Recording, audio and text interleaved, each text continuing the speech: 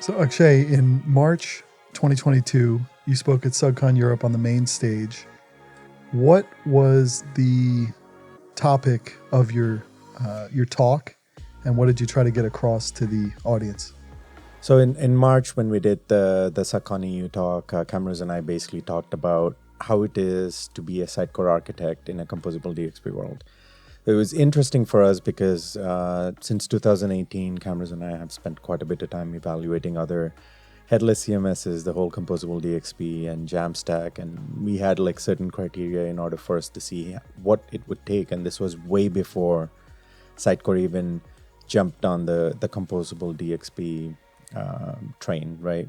So we were looking at what systems are there, how does it work, and we were coming from a very .NET background, and the Composable Jamstack world is very API based. You could do it in anything you want, but it's predominantly ruled by JavaScript frameworks. So Cameron knew a lot more JavaScript frameworks than I did, but we were looking at different categories to see if we were to look for a headless CMS, what would it take? If we were to look for a headless commerce, what would it take? And based on our learnings, we thought it would be a good topic for us to present because it's been almost 2019 was the last time we did a SUGCON. And usually SUGCON EU is a huge affair. About 600 developers come in person, an amazing event. And it's an event where you get knowledge which you can take home right now and use it, not something which you can use like 5 months from now or a year from now. That's what makes it so special.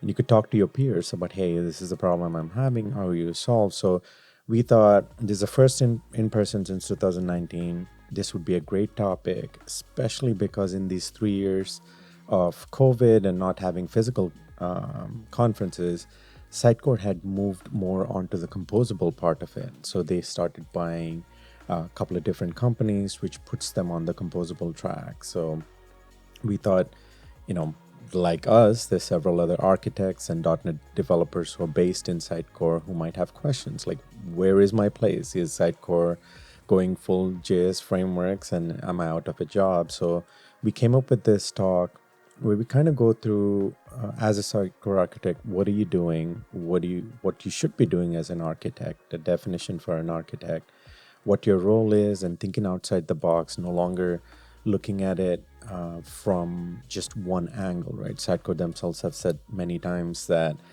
hey, we play well with competitors. That's, in the composable world, you have to, because not one provider provides every piece of the puzzle you need. That's what composable is.